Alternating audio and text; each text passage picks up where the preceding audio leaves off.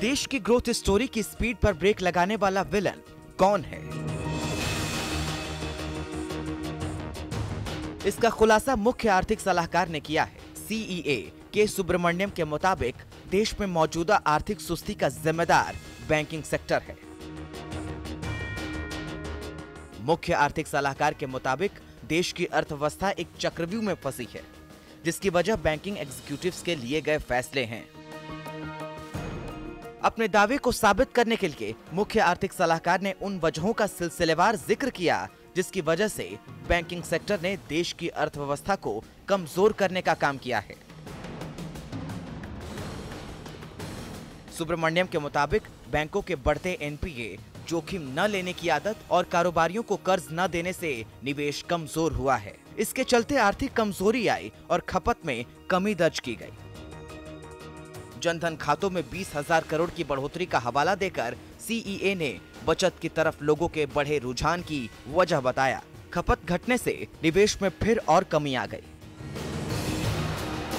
इसके साथ ही मुख्य आर्थिक सलाहकार ने भारतीय बैंकों की आर्थिक हालत को भी देश की ग्रोथ स्टोरी में बड़ी भूमिका न निभाने का दोषी ठहराया।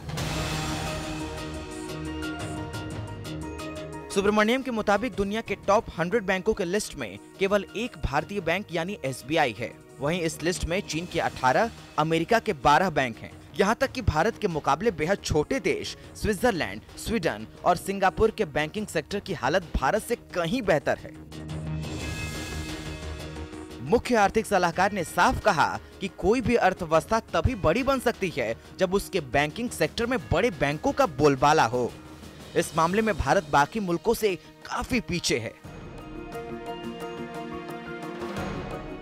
अक्सर आकार बढ़ाने की कोशिश में बैंक बगैर सोचे समझे कर्ज बांटकर एनपीए बढ़ा लेते हैं, जो उनके लिए और फिर अर्थव्यवस्था के लिए घातक साबित होता है।